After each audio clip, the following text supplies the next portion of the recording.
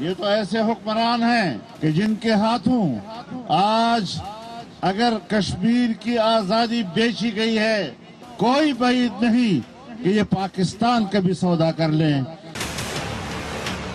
میں دنیا کو بھی وارن کرتا ہوں، اقوام متحدہ سے بھی کہتا ہوں کہ کوشش کر لو امن کے ذریعے۔ پاکستان نے صبر کیا ہے، امن کے ذریعے معاملات حل ہو جائیں۔ میں کل کا وعدہ نہیں کر سکتا کیونکہ ہندوستان اپنے آپ کو خود آگ لگا رہا ہے۔ السلام علیکم ناظرین، پروگرام میں خوش آمدید کہتے ہیں۔ کشمیر کے حوالے سے آج کا یہ پروگرام جو ہے آپ کے لیے ترتیب دیا گیا ہے۔ کشمیریوں کے ساتھ یکجہتی منائی جا رہی ہے۔ لائن آف کنٹرول یعنی کشمیر کے دونوں لائن آف کنٹرول کی جانب پاکستان میں پوری دنیا کے اندر جو کشمیری بستے ہیں وہ یہ یکجہتی جو ہے اس لیے منا رہے ہیں، جنہوں نے آج ریلیوں کا اہتمام کیا، احتجاج کیا، تقریبات ہوئیں، اور اس میں دو پیغام ہیں۔ ایک تو یہ ہے کہ ہندوستان جس طرح سے وہاں پہ انسانی حقوق کی پامالی کر رہا ہے، وہاں پہ معصوم بچوں کا قتل و غارت کے اندر وہ اس وقت سرگرم ہے۔ ہندوستان کی جو فوج ہے، نوجوانوں کو غائب کر دیا جاتا ہے، ایکسٹرا جوڈیشل کلنگ ہے، وہاں پہ ایسے قوانین نافذ کیے گئے ہیں جس سے کہ کسی بھی انسانیت کا کوئی تعلق نہیں ہے، کوئی بھی انسان یعنی ایک مہذب معاشرہ جو ہے یا ریاست جو ہے اس کو کسی صورت بھی قبول نہیں کرتی، نہ اس کی اپروول دے سکتی ہے۔ ایک تو یہ پیغام دینا ہے، دوسرا پیغام دنیا کو یہ دینا ہے کہ جو اقوام متحدہ کی اس حوالے سے قراردادیں ہیں اور جو وعدہ کیا گیا ہے کشمیریوں کے ساتھ کہ ان کو ان کا جو رائٹ آف سیلف ڈٹرمنیشن ہے وہ ان کو دیا جائے گا، وہ بھی بین الاقوامی برادری جو ہے جو ناکام ہوتی رہی ہے وہ اپنا کردار کس طرح سے ادا کر سکتی ہے۔ اس پر بات کرنے کے لیے میرے ساتھ موجود ہیں senator lieutenant general retired Abdul Qayyum صاحب۔ بہت شکریہ جنرل صاحب، آپ نے ہمیں ٹائم دیا۔ سابق سیکرٹری خارجہ جناب اعزاز چودھری صاحب، آپ کو بھی بہت بہت شکریہ چودھری صاحب، آپ نے ہمیں ٹائم دیا۔ ڈاکٹر ماریہ سلطان ہمارے ساتھ ہیں، ڈی جی ہیں ساسی کی، آپ کو بھی شکریہ ڈاکٹر صاحبہ، آپ نے ہمیں ٹائم دیا۔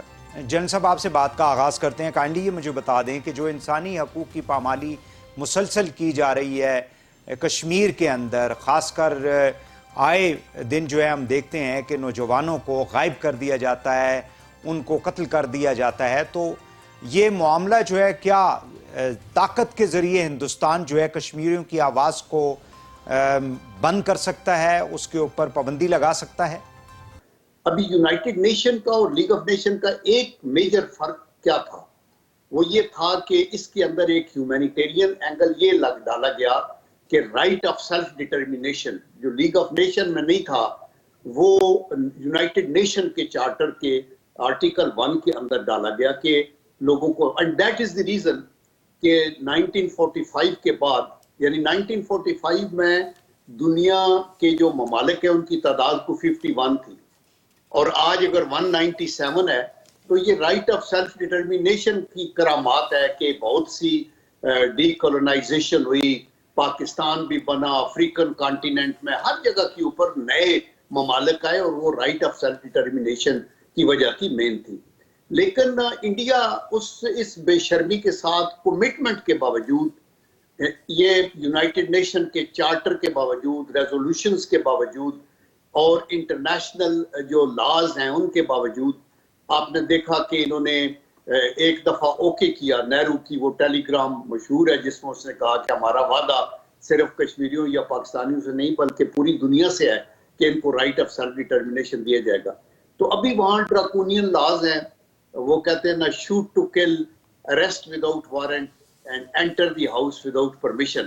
ایک تو یہ ہے، یہ ہیومن رائٹ کا ایشو ہے، یہ انسانیت کا ایشو ہے، پرفوریٹڈ باڈیز ہیں، بلائنڈ لوگوں کی بچیاں ہیں، وہ سب کچھ ہے، اور یہ سارے زور کے باوجود انڈیا اس لیے کر رہا ہے کہ دنیا کے ڈبل سٹینڈرڈز ہیں، ان کے سٹینڈرڈز ہیومن رائٹس کے۔ ٹھیک ہے جنرل صاحب، میں آپ کی طرف آتا ہوں، اعزاز چودھری صاحب میں آپ کی طرف آؤں گا۔ یہ جو بات جنرل صاحب نے کی بڑی امپورٹنٹ ہے، جب یونائٹڈ نیشن بنا تھا تو انہوں نے کہا کہ universal declaration of human rights کا جو ایک آرٹیکل ہے یا سیکشن ہے وہ اس کے اندر شامل کیا گیا، اور پھر اس کے اندر آگے اس کی شقیں ہیں جس کا آرٹیکل 3 ہے، 5 ہے، اس کے علاوہ بھی کافی زیادہ آرٹیکلز ہیں جس میں فریڈم ہے، جس میں سیلف ڈٹرمنیشن کی بات کی گئی ہے، لوگوں کی پروٹیکشن کی بات کی گئی ہے، لیکن سارا کچھ وائلیٹ ہو رہا ہے وہاں پہ۔ خواتین کے ساتھ جس طرح سے سلوک کیا جاتا ہے، معصوم بچیوں کو جس طرح سے پیلٹ گنز کے ذریعے، اس کے اوپر تو ہیومن رائٹس واچ ہے، یورپی یونین کی رپورٹس ہیں، اس میں امریکنز اسٹیٹ ڈپارٹمنٹ کی رپورٹس ہیں پچھلے اگر ہم دیکھیں چند سالوں کی. بٹ ڈسپائٹ دا فیکٹ کہ یہ سارا کچھ ہونے کے باوجود انڈینز جو ہیں وہ اسی طرح لگے ہوئے ہیں اور انسانوں کی اور معصوموں کی جو ہے وہ جانوں کے پیچھے لگے ہوئے ہیں. کیا وجہ ہے یہ؟ ایک وجہ تو عالمی سیاست ہے کہ امریکہ نے چونکہ چین کے ساتھ ایک مسابقہ ہے جس میں ہندوستان کو اس نے تیار کیا ہے، تو وہ ہندوستان کی اس قسم کی جو پالیسیاں ہیں ان کو نظر انداز کر دیتا ہے. حالانکہ امریکی لیجسلیٹرز، قانون سازوں نے بہت آواز اٹھائی ہے اس کے اوپر، لیکن اس کے باوجود امریکی حکومت جو ہے وہ یہ سمجھتی ہے کہ اس وقت ہندوستان کو ان کے اپنے بڑے مقصد کے لیے ایک اعلی کار کے طور پر کام ان سے لیا جائے. تو چنانچہ کشمیر میں یہ جتنی خلاف ورزیاں ہیں انسانی حقوق کی وہ ان کو نظر نہیں آ رہی ہیں. دوسری اس کی وجہ یہ ہے کہ ہندوستان کے علاوہ ریئل پالیٹک ہے ساری دنیا میں. لوگ ہندوستان کے ساتھ تجارت کرنا چاہتے ہیں، سرمایہ کاری کرنا چاہتے ہیں، اور وہ اپنے ان قومی مفادات کو یہ انسانی اقدار اور اصولوں کے اوپر توجیہ دے دیتے ہیں. اس وجہ سے بھی اس کی وہ نظر نہیں آ رہا. لیکن میں یہ ضرور کہوں گا کہ ظلم کی جو ہوتی ہے حد جو ہے جب وہ آگے چلا جائے تو ظلم مٹ جاتا ہے. یہ مسٹر مودی کو بھی پتہ ہونا چاہیے کہ جب آپ ایک ملٹری سولوشن ڈھونڈنے کی کوشش کر رہے ہیں، ایک عسکری حل، تو ابھی حال ہی کی بات ہے کہ ہمارے مغرب میں افغانستان میں ایک دنیا کی بڑی ملٹری مشین نے عسکری حل ڈھونڈنے کی کوشش کی، لیکن فائنلی ان کو پتا چلا کہ سیاسی حل تو کہیں بہتر تھا اور وہ سیاسی حل کی طرف آئے. تو ہندوستان کو بھی اس بات کا ادراک جلد یا بدیر ہو جائے گا کہ اس طریقے سے لوگوں پہ ظلم ڈھا کے، یعنی 70 سال تو ہو گئے، اب ہندوستانی کب پہچانیں گے کہ یہ کشمیری نہیں رہنا چاہتے ان کے ساتھ. تو اس وجہ سے یہ کبھی نہ کبھی یہ اندھیر ختم ہوگا. ہمیں البتہ کرنا یہ ہے کہ اپنی ایڈوکیسی جو ہے وہ جاری رکھنی چاہیے. کشمیریوں کے ساتھ آج یکجہتی کا دن ہے. وہ ہم اس معاملے میں پاکستانیوں کے پاس کوئی چوائس نہیں ہے، کیونکہ پاکستانیوں کا کشمیریوں کے ساتھ بڑا پرانا، صدیوں پرانا ناطہ ہے. ہماری جغرافیہ ملتا ہے، ہماری ہر چیز ان کے ساتھ جڑتی ہے. اس وجہ سے ہمیں تو کم از کم ان کے ساتھ ثابت قدم رہنا چاہیے. اور اس وقت دنیا کی عالمی سیاست کی وجہ سے اگر کوئی ہندوستان کو ڈھیل ملی ہوئی ہے، چھوٹ ملی ہوئی ہے، تو اس سے زیادہ متاثر نہیں ہونا. بالکل صحیح ہے، بالکل صحیح ہے. عبدالامین لون صاحب، آپ کو پروگرام میں خوش آمدید کہتے ہیں. اے پی آئی سی کے سینئر رہنما ہیں. ڈاکٹر صاحبہ، آپ لائن پہ ہیں، آپ کو آواز آ رہی ہے؟ ہاں جی، مجھے آواز آ رہی ہے. بہت شکریہ. There are number of laws جو کہ نئی دہلی نے وہاں پہ آکوپائڈ کشمیر کے اندر لاگو کیے ہوئے ہیں. مختلف قسم کے لاز ہیں، جیسے کہا یہ جاتا ہے کہ ان لافل ایکٹیویٹیز پریونٹیو ایکٹ ہے. اس کے علاوہ یہ جو بات ابھی جنرل صاحب نے 2-3 لاز کی، پھر ٹیررزم کے نام کے اوپر مختلف قسم کے درجنوں جو ہیں وہ لاز انہوں نے بنائے ہوئے ہیں. اور اس کے تحت وہاں پہ نوجوانوں کو پچھلے چند مہینوں کے اندر ہم نے دیکھا ہے کہ بہت زیادہ جو ہے وہ انہوں نے کلنگز کی ہیں اس حوالے سے. سو ہیومن رائٹس کی جو سچویشن ہے وہاں پہ، ڈو یو تھنک کہ اس زور زبردستی سے کشمیریوں کی آواز کو جو تقریباً 75 سالوں سے دبا نہیں سکے، اب مودی سرکار جو ہے وہ دبا پائے گی؟ دیکھیں جی، اس وقت جو صورتحال ہے کشمیر میں اس وقت وہ سنگین ہو چکی ہے، کیونکہ اگست 5 2019 کو ہندوستان نے صرف یہ لاز امپلیمنٹ نہیں کی. ہندوستان نے جو ہے کشمیریوں کا تمام حقوق بحیثیت انسان ختم کر دیے، کیونکہ انہوں نے یہ کہا ہے کہ جب تک کشمیری جو ہے ہندوستانی شہریت اختیار نہیں کریں گے ان کو کوئی انسانی حقوق فراہم نہیں ہوں گے. اور جو لوگ ہندوستانی شہریت اختیار کرنا چاہتے ہیں ان کو 12 سال کی وہاں کی سکونت کے شواہد دینے ہوں گے، اور یا وہ 12 سال ہندوستان کی کسی بھی ایجوکیشن انسٹیٹیوشن میں پڑھے ہوں گے. اور اگر وہ نہیں کرتے ہیں اور وہ کسی طرح سے فیل ہو جاتے ہیں تمام چیزیں دکھانے میں، تو پھر ان کو جو ہے عقوبت خانوں میں اور ڈیٹینشن سینٹرز میں ڈال دیا جائے گا، کیونکہ ان کے مطابق پھر یہ بغیر کسی شہریت کے ہوں گے. اور اس کے ساتھ ساتھ یہ بھی کہا گیا ہے کہ کیونکہ یہ واحد ہندوستان کس نے اپنی جو قانونی پارلیمانی دہشت گردی دکھائی 5 اگست 2019 کو، اس کے مطابق یہ کہا ہے کہ یہ جو کشمیری ہیں کیونکہ یہ مسلمان ہیں، اس لیے یہ واحد ریاست ہے جو ہندوستان میں بقول ان کے صرف مسلمان ہیں، تو اس لیے اس کا جو آبادی کا تناسب ہے اس کو بھی دوبارہ درست کیا جائے. تو اس صورتحال میں نہ صرف اپنے فوجیوں کو بلکہ جو اقلیتیں ہیں ان کو وہاں جو ہے ایک دفعہ دوبارہ وہاں جو ہے لے کے جا رہے ہیں. تو اس لحاظ سے وہ حقوق کی تو بات کہیں اور آگے نکل گئی ہے. اب تو مسئلہ یہ ہے کہ کیا آپ انسانی حقوق چھوڑ کے کشمیریوں کو بحیثیت انسان بھی کسی صفحہ کے اوپر زندہ رہنے دے گا ہندوستان یا نہیں؟ بالکل صحیح ہے. امید لون صاحب، کیا فریش خبریں آ رہی ہیں جی وہاں پہ سے آکوپائڈ کشمیر سے؟ مقبوضہ کشمیر کی صورتحال انتہائی تشویشناک ہے. آج بھی ہمارے 2 بچوں کو قتل کیا گیا، شہید کیا گیا ہے. یہ تو روز کا معمول ہے وہاں پر، جہاں پر فیک انکاؤنٹرز ہو رہے ہیں، جہاں ماورائے عدالت قتل ہو رہے ہیں، تشدد، ماردار، ریاستی دہشت گردی عروج پہ ہے. ملٹری وارفیئر اور کلونیل پالیسیز کے تحت ٹارگٹ بنایا جا رہا. ہمارے جو صحافی ہیں، ہمارے جو ہیومن رائٹس ڈیفینڈرز ہیں، کل ایک اور صحافی کو پوسٹ کرنے پہ، ایک حقائق کو سامنے لانے پہ گرفتار کیا گیا. اس سے پہلے سجاد گل کو، کل فہد جو شاہ ہے اس کو گرفتار کیا. احسان فیضی کو بھی انہوں نے رکھا ہے اس میں. وہاں پر بالکل اظہار آزادی رائٹ کا جو ہے نا وہ چھین لی گئی ہے ہم سے. فریڈم آف ایکسپریشن نہیں ہے، فریڈم آف پریس نہیں ہے. پریس کلب کے اوپر انہوں نے دعویٰ بول دیا. جو الیکٹڈ باڈی تھی اس کو باہر دھکیل دیا گیا اور جو غیر منتخب باڈی ہے اس کو لایا گیا. ڈیموگرافک چینجز بھی لا رہے ہیں. بالکل ڈیموگرافی پہ اٹیک ہوا بات کر رہے ہیں بزنس مین جی بالکل ڈیموگرافی پہ جو 5 اگست 2019 کو انہوں نے ہماری ڈیموگرافی پہ اٹیک کیا. چونکہ یہ سیکورٹی کونسل کے قراردادوں کی منافی ہے، اقوام متحدہ کی آئین کی خلاف ورزی ہے. یعنی جو تبدیلیاں 370 میں کی گئیں جی بالکل اس شر سے خیر کے بھی پہلو سامنے آئے. بھارت کبھی نہیں چاہتا تھا مسئلہ کشمیر انٹرنیشنلائز ہو جائے، لیکن اس اقدام نے مسئلہ کشمیر کو انٹرنیشنلائز کیا. دنیا بھر میں آوازیں اٹھی، عالمی رہنماؤں کے بیانات آئے، سیکورٹی کونسل کا 3 دفعہ اجلاس ہونا، ڈونالڈ ٹرمپ کا کہنا میں ثالثی کروں، یہ ہمارا معاملہ ریکگنائز ہے. تاہم آج کی ڈیٹ میں جہاں ہم سمجھتے ہیں کہ جو کام کرنے کے ہیں وہ یہ ہے کہ ہم دنیا کے اندر اپنی انوائس بھیجیں جو ویل ورسڈ ہو، جو کشمیر پہ ادراک رکھتے ہوں. سابقہ جو ادوار میں ہوا ہے اس طرح نہیں ہونا چاہیے. ہمیں ایسے لوگوں کو سامنے لانا چاہیے، مشاہد حسین سید جیسے، اعزاز چودھری صاحب جیسے، ماریا سلطانہ، اسی طرح سے بہت سارے ایسے لوگ ہیں جو ڈپلومیٹ ہیں. حریت قیادت ہو، چونکہ ہم اپنی بات کو دنیا کو سمجھا سکتے ہو، ہماری بات کو سمجھ بھی سکتے ہیں. اسی طرح ہم دنیا کے پاس جائیں، امریکہ میں لابی کریں، یورپی یونین کے اندر ہم جائیں، ہاؤس آف کامنز کے اندر جائیں، عالمی درسگاہوں میں جائیں. اور ہمارے پاس اس وقت ایویڈنسز بھی ہیں، اگرچہ دیر سے ہی جو سٹوک وائٹ نے جو ہندوستان کو ننگا کیا ہے، وہیں ہمارے پاس ایسے بھی ایویڈنسز ہیں. ہم ہیگ کے ٹریبونل بھی جا سکتے ہیں، ICJ بھی جا سکتے ہیں، اور دنیا میں ہم ہندوستان کو ننگا کر سکتے ہیں. کام یہ کرنے کے ہیں. تاہم آج کی ڈیٹ میں ہم نے شد مد سے اس مسئلے کو اٹھانا ہوگا، اقوام متحدہ کے اندر اٹھانا ہوگا، یورپی یونین کے اندر اٹھانا ہوگا، ہر جگہ OIC کے مردے گھوڑے کو بھی ہم نے جگانا ہوگا. ٹھیک ہو گیا.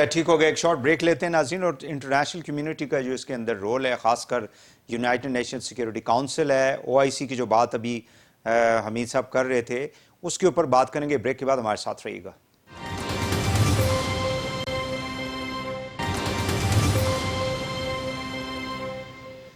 Welcome back. جن صاحب کائنڈلی مجھے یہ بتائیے گا کہ یونائٹڈ نیشن سیکورٹی کاؤنسل کی قراردادیں موجود ہیں، اور گائے بگائے ہم دیکھتے ہیں کہ یونائٹڈ نیشنز جو ہے اس کے سیکرٹری جنرل نے بڑی اچھی پازیٹیو قسم کی سٹیٹمنٹس بھی دی ہیں.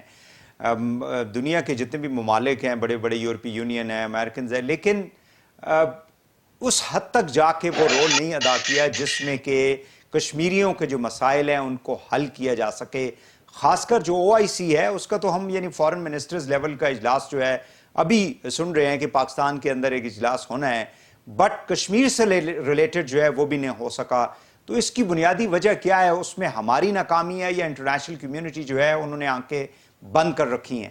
چوہدری صاحب نے بڑا رائٹلی کہا کہ بین الاقوامی سطح پہ اقوامی پالیٹکس ہے جو وجہ سے یہ نہیں ہوتا. نمبر 2 جو مین ریزن ہے وہ یہ ہے کہ یونائٹڈ نیشن کا جو ادارہ ہے وہ ٹرنکیٹڈ ہے، اس کے اندر یہ ویٹو والا مسئلہ، اور وہ ٹوتھ لیس ہے. آپ کائنڈلی بتا دیں انٹرنیشنل کمیونٹی کا رول جو ہے اس میں.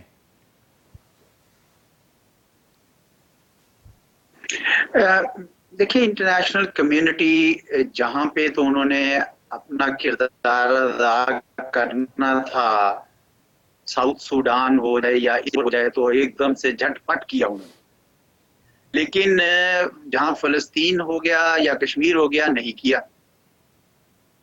तो इस वजह से ये इंटरनेशनल कम्युनिटी से सारी उम्मीदें तो बेशक आप ना ही लगाएं। ये जरूर है अलबत्ता कि हमें ये एडवोकेसी और पब्लिक ओपिनियन मोबिलाइजेशन के लिए काम करते रहना चाहिए। अभी लोगों ने एक बात की कि जी एनवॉयस भेजे जाएं। मैं ये समझता हूं कि पाकिस्तानी एनवॉयस की बजाय कश्मीरी आवाजें उठनी चाहिए। देखिए बैनुल अक़वामी कानून के हिसाब से भी जब हमें फैसिलिटेट करें, पाकिस्तान को फैसिलिटेट करें, लेकिन कश्मीरी आवाज जो बैनुल अक़वामी कवानीन के तहत उनको हक भी है इस बात का, और उनकी जब आवाज जाएगी तो उसके अंदर असर भी ज्यादा होगा, चाहे वो एडवोकेसी के हवाले से हो, चाहे वो लीगल रिकोर्स के हवाले। कश्मीरी जो लीडरशिप है उसको तो इंटरनेशनल कम्युनिटी जी 80% लीडरशिप को तो हिंदुस्तान ने पाबंद सलासिल किया हुआ है, जेलों में डाला हुआ है उनको। जी, लेकिन बहुत सारी कश्मीरी पाकिस्तान में आबाद हैं, बहुत सारे कश्मीरी दूसरी दुनिया बाकी दुनिया में आबाद हैं। जो डायस्पोरा है उसका एक बहुत बड़ा किरदार है इस मामले में, और सारा उन्होंने कोई उस तरह का किरदार नहीं अदा करना कि उन्होंने कोई जंग करनी है। उन्होंने बैनुल अक़वामी बरादरी को ये हकायक जो हैं, देखिए आप ये जब भी ये इन्होंने मिसाल दी कि स्टोक वाइट ने जो केस बनाया, पूरी डॉक्यूमेंट्री एविडेंस जमा की, तो कश्मीरी ही जमा करके उनको दे सकते हैं और एक लीगल केस बिल्ड किया जा सकता है। इससे पहले लोग बहुत बात करते थे जी आईसीजे चले जाए, आईसीसी चले जाए, वैसे वो मतलब है कि उसकी पूरी तरह उन्होंने उसकी छान फटक नहीं की। लेकिन अभी जो अभी ये जो रसल ट्रिब्यूनल है वो भी ये कह रहा है, तो जेनोसाइड तो बहुत ही जिसे कहते हैं ना कि उसकी एविडेंस जितनी जमा कर सके कश्मीरी, और बाहर जो इतने कश्मीरी हैं वो उसको लेकर आगे चले तो उसके अंदर बहुत ज्यादा असर होगा, और पाकिस्तान को उसको जितना फैसिलिटेट कर सके पाकिस्तान फैसिलिटेट करें। इस पे लोग बोलेंगे भी और सुनाई भी देंगे, क्योंकि ये जो जेनोसाइड है ये बिल्कुल काबिल कबूल नहीं है। जन साहब जी आप लाइन पे प्लीज गो अहेड जी। जी, मुझे आपकी आवाज तो आ रही है, मेरी आवाज आ रही है आपको? जी आ रही है सर, प्लीज। जी, तो मैं यही कह रहा था कि ये अपनी जो यूनाइटेड नेशन की इफेक्टिवनेस है, क्योंकि वो भी नहीं है। ये यूनाइटेड नेशन के जो 5-6 पिलर्स हैं उनमें उनका एक तो सिक्योरिटी काउंसिल है, एक जनरल असेंबली है, एक उनका सेक्रेटेरिएट है, एक सोशो इकोनॉमिक उनकी काउंसिल है, और एक जो है वो इन चीजों के साथ ये एक इंटरनेशनल कोर्ट ऑफ जस्टिस। तो आप वो भी देखें कि वो भी वन साइडेड है कि जो दोनों पार्टियां रेडी होंगी तो मसला होगा। तो इसलिए ये मसाइल हैं। फिर ये डेमोग्राफिक पैटर्न को चेंज कर रहे हैं इतना, 35A is related to demography, जो कि बहुत सी इंटरनेशनल कन्वेंशन और रूल्स के खिलाफ है। आप ये देखें कि जम्मू में फॉर एग्जांपल कोई 53 लाख की आबादी है, 5.3 मिलियन, और वैली की आबादी को 6.3 या 4 मिलियन है। तो उन्होंने जम्मू में 6 सीटें बढ़ाई हैं, और ये जो 2011 के सेंसस के मुताबिक, और श्रीनगर के अंदर एक बढ़ाई है ताकि उनको रिप्रेजेंटेटिव्स भी जो है वो अपने फेवरेबल मिले। तो ये एक सारा प्लान के तहत है, और मैं एग्री करता हूं कि मैं बता रहा था कि I had the privilege and honour to go as a special envoy of the prime minister to London, और वहां मैंने अपने तौर पे हाउस ऑफ लॉर्ड्स में भी, एमनेस्टी इंटरनेशनल के अंदर भी, बहुत से सेमिनार्स के अंदर।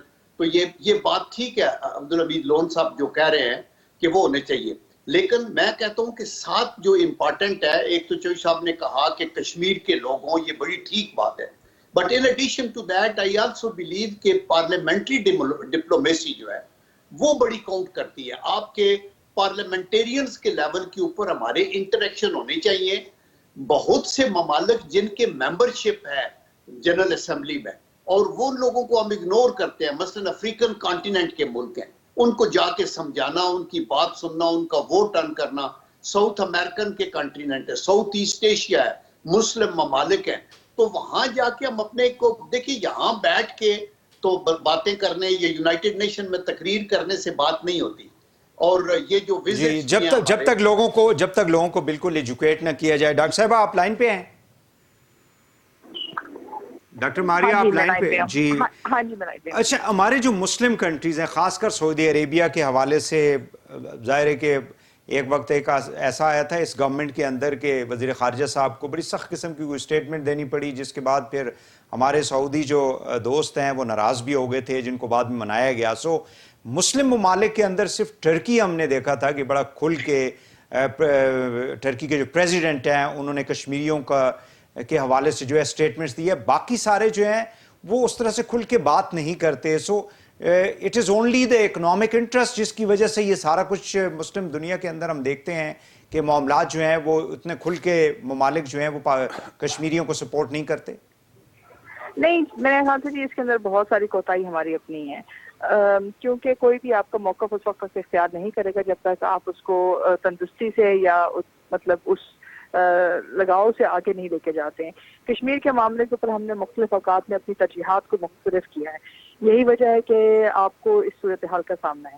اگر آپ اسی رفتار سے جس رفتار سے 1947 کے بعد آپ نے سفارتی سطح کے اوپر اپنے محاذ کو تیز رکھا تھا تو یہ ممکن نہیں تھا کہ آج کشمیر کا معاملہ کسی حد تک نہ پہنچتا.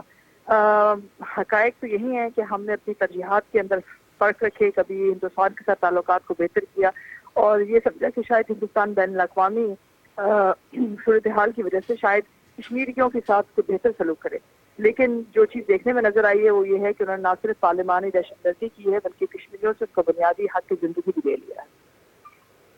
بالکل صحیح ہے. یہاں پہ ناظرین ایک اور شارٹ بریک لیتے ہیں، واپس آ کے گورنمنٹ کے بارے میں، کیونکہ اپوزیشن اکثر یہ کہتی ہے کہ کشمیر کو آج بھی مولانا صاحب نے کہا ہے جی کہ بیچ دیا گیا ہے کشمیر کو، جو ہے وہ کشمیر کی پالیسی چینج ہو چکی ہے پی ٹی آئی کی گورنمنٹ کے اندر. تو اس گورنمنٹ کی پالیسی کیا ہے اور کیا ہو سکتی ہے آگے چل کے، ہم کیا کر سکتے ہیں؟ بریک کے بعد اس کے اوپر گفتگو کریں گے. ہمارے ساتھ رہیے گا.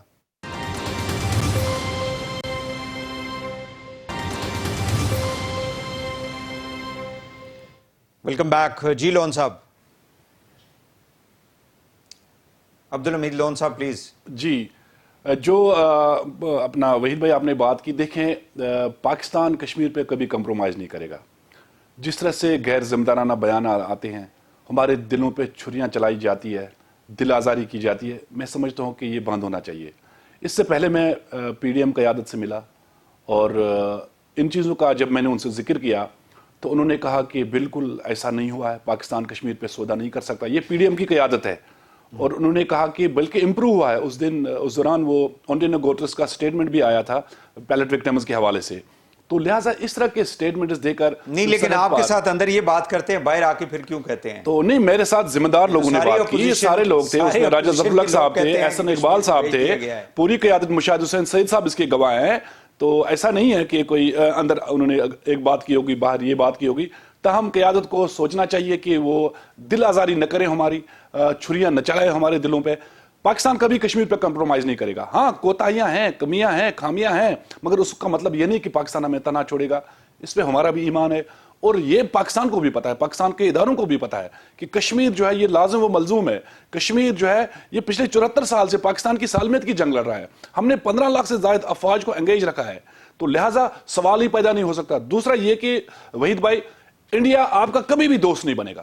وہ جس طرح سے پاکستان کے اندر ٹیررزم کر رہا ہے، غیر مستحکم کرنے کی کوشش کر رہا ہے، کبھی دل سے تسلیم ہی نہیں کیا. تو لہٰذا کشمیر پہ کیا سودا بازی ہوئی؟ کیا جی بی آپ کو ملا ہے؟ کیا آزاد کشمیر ملا ہے جو پہلے سے ہی آپ کے پاس ہے؟ بالکل تو لہٰذا اس طرح کے بیانات مولانا صاحب کے ان کی طرف سے نہیں آنے چاہیے. بالکل صحیح ہے. اعزاز سید صاحب، میں آپ کے پاس آؤں گا. کیا ہماری جو پالیسی ہے اس وقت، ڈو یو تھنک کہ ہمارا ڈائریکشن ٹھیک ہے؟ اور یہ پالیسی جو ہے یہ وہی پالیسی ہے جو پچھلے تقریباً 74-75 سالوں سے ہم فالو کر رہے ہیں؟ میرا خیال ہے کوئی پالیسی میں تبدیلی تو نہیں نظر آئی. پاکستان کشمیر کی حد تک پاکستان نے ایک تواتر سے تمام حکومتوں نے کشمیر کے ساتھ اپنی سالمیت جاری رکھی. آپ دیکھیں یہ 1990 میں جب یہ کشمیر سالیڈیرٹی ڈے منانا شروع کیا، اس کے بعد سے کتنی حکومتیں آئی ہیں، لیکن ہر سال بغیر کسی بریک کے تواتر کے ساتھ یہ دن منایا گیا. کیوں؟ کیونکہ یہ قوم، پاکستانی قوم جو ہے وہ کشمیر کے ساتھ جڑی ہوئی ہے. جس طرح میں نے شروع میں کہا کہ جغرافیہ جڑا ہوا ہے، سارے دریا آتے ہیں وہاں سے, سڑکیں وہاں سے آتی ہیں, ہر کشمیری جو ہے اس کا ناردرن پنجاب میں کہیں نہ کہیں لنک ہے. تو اس وجہ سے یہ رشتہ تو کوئی بھی نہیں توڑ سکتا. اب مسئلہ یہ صرف آیا ہے کہ ہندوستان چونکہ اس کے اوپر ایک ایسی سخت پوزیشن لے کر بیٹھا ہوا ہے کہ وہ کسی طور پر بھی کوئی کسی قسم کی بات چیت بھی صحیح نہیں کرتا, بین الاقوامی برادری کو کہتا ہے کہ یہ پاکستان اور ہندوستان کا دو طرفہ معاملہ ہے, اور جب آپس میں ہندوستان اور پاکستان جب بھی کبھی بیٹھے تو انہوں نے کبھی سنجیدگی سے گفتگو نہیں کی. تو اس سے صاف نظر آتا ہے کہ ان کی اپروچ یہ ہے کہ وقت گزاریں اور کشمیریوں کو ان کی ہمت اور حوصلے کو توڑ دیں, شکست دے دیں. میں اس بات پہ تھوڑا حیران ہوں کہ یہ اتنے زیرک بنتے ہیں اجیت دوال اور یہ سارے ساتھی, کیا ان کو نظر نہیں آتا کہ کشمیر سارے کے سارے کشمیری جو ہیں اس وقت اب ان سے بیزار ہو رہے ہیں. حتیٰ کہ وہ جو ہندوستان نواز تھے, آپ کو یاد ہے گپکار ریزولوشن کو سارے وفد کو بلایا تھا انہوں نے جون میں لاسٹ ایئر دلی میں بلایا تھا, تو ان سب نے یک زبان ہو کے کہا تھا کہ ہمیں جو آپ نے اگست 2019 میں کیا وہ قابل قبول نہیں ہے, کیونکہ کشمیریت ہے یا کشمیریوں کی جو شناخت ہے وہی بالکل ختم ہوتے جا رہی ہے. میرے کچھ بہت سارے کشمیری دوست ہیں مجھے بتاتے ہیں کہ کلچرل ڈکے ہو رہا ہے وہاں پہ, اس قسم کی کنڈے کیے جا رہے ہیں کہ کشمیری آئیڈینٹی جو ہے اس کو ختم کیا جا رہا ہے, اور یہ ملیٹنسی جو ہے اس کو شو کیا جا رہا ہے کہ یہ جو ہیں یہ دراصل ٹیررزم ہے. اس وجہ سے پاکستان کی طرف سے میرا نہیں خیال کہ پاکستانی سیاسی قیادت کی طرف سے یا پاکستان کی عسکری یا بیوروکریٹک یا کہیں سے بھی مجھے کبھی کوئی نظر کم از کم نہیں آیا نہیں آیا. بالکل صحیح ہے, معاملے میں بالکل صحیح ہے. جن صاحب میں ایک ابھی ریسنٹلی ایک تقریب میں میاں منشا صاحب ہیں, بہت بڑے بزنس مین ہیں, پاکستان کی بڑی نامی گرامی شخصیت ہے, انہوں نے ایک سٹیٹمنٹ دی کہ ہم جو ہے وہ انڈیا کے ساتھ کاروبار کر سکتے ہیں, بزنس کر سکتے ہیں, اینڈ ود ان 1 month جو ہے مودی جو ہے وہ پاکستان کا دورہ کر رہے ہیں because of the back door channels. پہلے ان کی ساؤنڈ میں آپ کے سامنے رکھوں گا, پھر میں چاہوں گا آپ اس پہ کائنڈلی ذرا کامنٹ کر دیں. We need to resolve things with India. I know کہ ابھی بھی بیک اینڈ پر ہماری بات چیت چل رہی ہے انڈیا سے. In a month Modi will come here if we can get our act together. یہ بات چیت ابھی بھی چل رہی ہے. جی جن صاحب, ڈو یو تھنک کہ مطلب مودی صاحب جو ہیں وہ 1 مہینے کے اندر پاکستان تشریف لا سکتے ہیں؟ دیکھیں یہ میاں منشا صاحب کی میرے خیال ہے وشفل تھنکنگ ہے. یہ میں ایگری کرتا ہوں کہ اگر آبجیکٹو کشمیر کو آزاد کرانا ہے تو پالیسی تو واضح ہے, جیسے کہا گیا کہ ملٹری گورنمنٹس تھیں یا سول گورنمنٹس تھیں, سب کا یہ مطمع نظر تھا اور ہر کسی نے اپنی ایفرٹ جو ہے اپنے لیول کے اوپر سوچ کی حد تک کی ہے. لیکن جو اسٹریٹجی ہے ٹو اچیو دس آبجیکٹو وہ ڈفرینٹ ہو سکتی ہے.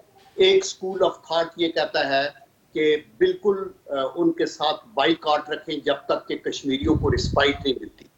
دوسرا یہ ہے جو یہ منشا صاحب کہہ رہے تھے کہ آپ ان کے ساتھ انگیج کریں اور اکنامک انٹر ڈیپینڈنس ہو اور ساتھ یہ کشمیر کے مسئلے پہ کریں, تو اس اپروچ کے ساتھ آگے چلیں.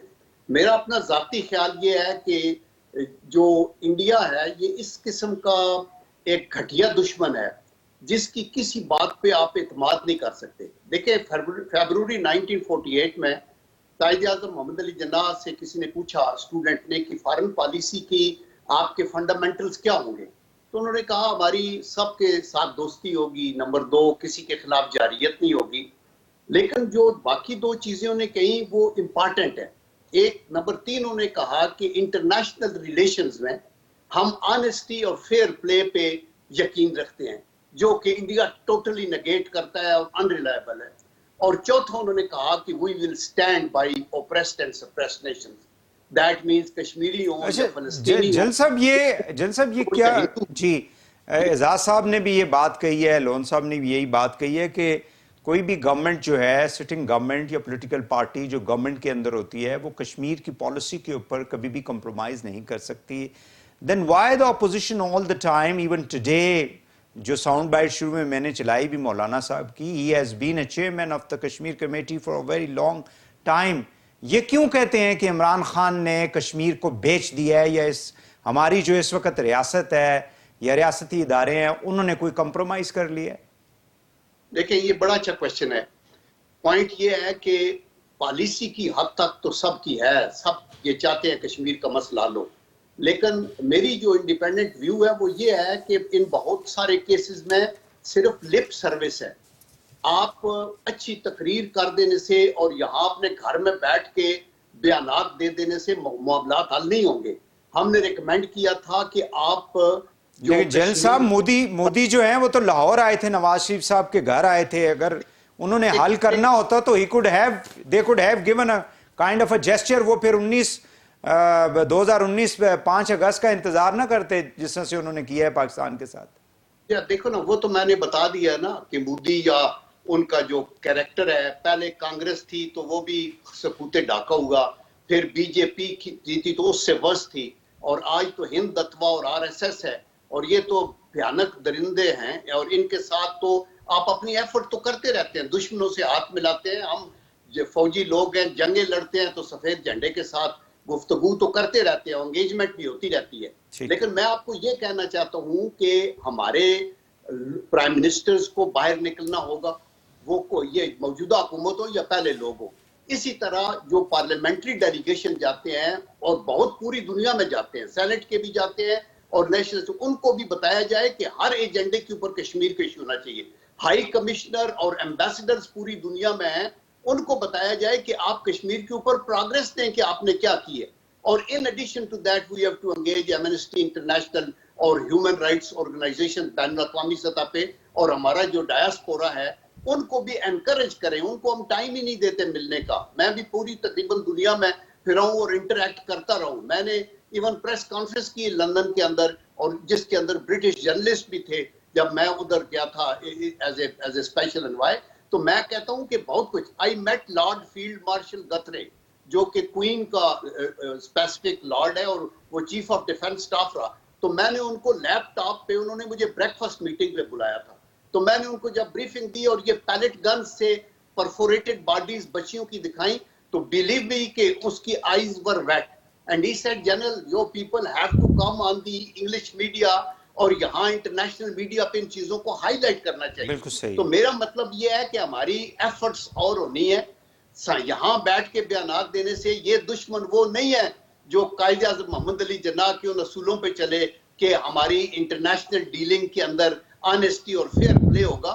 یہ تو ناقابل اعتبار ہے. کوئی بھی ان کے اندر جو مائنارٹی ہے وہ تیار نہیں، اور اتنے بے شرم ہے کہ یہ تو کہتے ہیں کہ مسلمان سین سے گزر جائے تو سین کو دھونا ضروری، مار دو. یہ تو ختم کرنے والے لوگ ہیں، یہ تو ایزیٹیٹ بھی نہیں کرتے.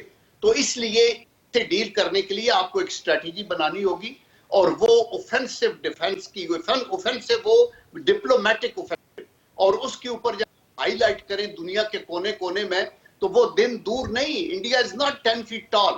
ان کے اپنے پرابلمز ہیں، ان کے اندر درجنوں انسرجنسیز ہیں. ہمیں یہ ٹیررزم کے پیچھے بھی انڈیا ہے، جو بلوچستان میں ہو رہا ہے اس کے پیچھے بھی انڈیا ہے. تو ہمیں ہونا چاہیے نا، یہ ہمارے سیکیورٹی لیپسز ہیں. ہمیں وی ہیو ٹو فورس سی کہ انٹیلیجنس کو پہلے ان کے نیسٹ تک پہنچنا ہوگا. جو آپ کی انٹیلیجنس کے آپریشنز ہیں ان کے لیے کوئی بارڈر نہیں ہوتا، وہ آپ جہاں کہیں بھی جا کے آپریٹ کر سکتے ہیں. تو ہمیں ہوشیار رہنا پڑے گا. مودی اتنی بے شرمی سے ڈھاکہ میں جا کے اس نے کہا تھا، اقرار جرم کیا تھا کہ سکوت ڈھاکہ کے اندر ہمارا رول ہے. پھر اس نے بلوچستان کے لوگوں کو ایڈریس کرنے کی بات کی. تو بین الاقوامی ضمیر تو خوابیدہ ہے، وہ تو نہیں، اس سے توقعات بھی نہیں رکھنی چاہیے. لیکن اوفینسو ڈپلومیسی سے آپ اپنے دوستوں کی تعداد میں اضافہ کریں تو ایک دن آئے گا کہ انشاءاللہ کشمیر آزاد ہوگا اور ان کو ان کا رائٹ ملے گا اور وہ پاکستان کا حصہ بنے گا. بہت شکریہ جنرل عبدالقیوم صاحب، سابق سیکرٹری خارجہ اعزاز چودھری صاحب، حمید لون صاحب آپ کا، ڈاکٹر ماریہ سلطان، چاروں مہمانوں کا بہت بہت شکریہ. ناظرین آج کے لیے اتنا ہی. کل دوبارہ آپ سے ملاقات ہوگی. اجازت دیجیے. اللہ حافظ.